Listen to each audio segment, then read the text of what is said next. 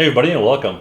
Well, it's time to do another Keyshot tutorial. We're going to be working in Keyshot 9 Pro to be exact, and we're going to be looking at a very cool feature called multi-material. Here we go.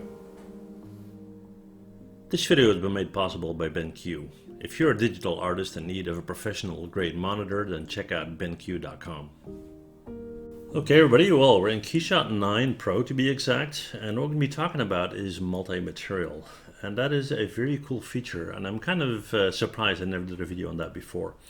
Now what I'll do is I'll go up to Edit, we're going to go to Add Geometry, and I'll just select the cube here, just so we've got something to talk about, right? So we got a cube, and let's go in here and drag a red plastic material on it.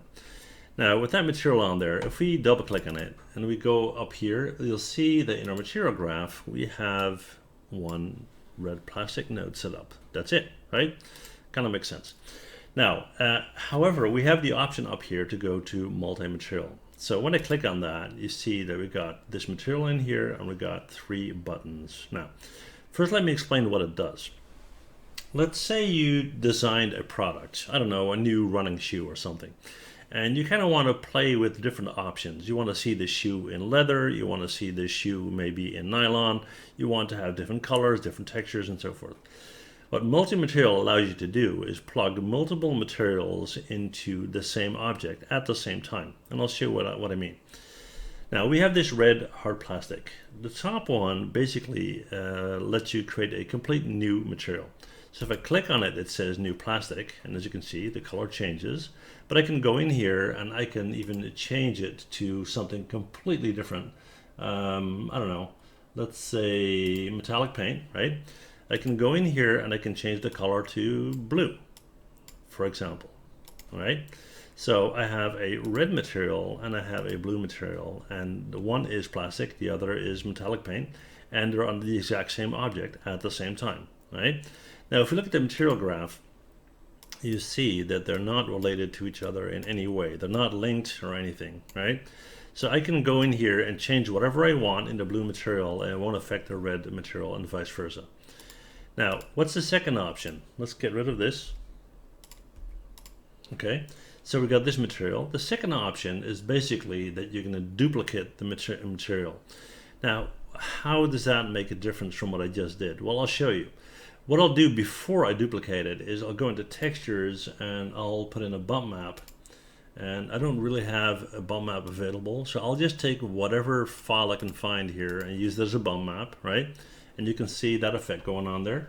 And just to make it a little bit more visible, let's go in and increase the roughness quite a bit. And I don't know, just trying to make it a little bit more visible. You get the idea, right? Okay, so you can see it. That's the whole point. Now we got that in there. So we got this red material. If we duplicate the material using the second symbol, there you go, it will duplicate that as well. And I can then go in here and, for example, change that color to blue, right? And if we then open that up in the material graph, you'll see that they both have that texture map going on, right? Now I can go into the blue one, change the roughness of the texture map without affecting this texture map. Kind of makes sense. So I can go in here and I can change that roughness completely like that, right? And if you go to our red material, that didn't affect that. Kind of makes sense. All right.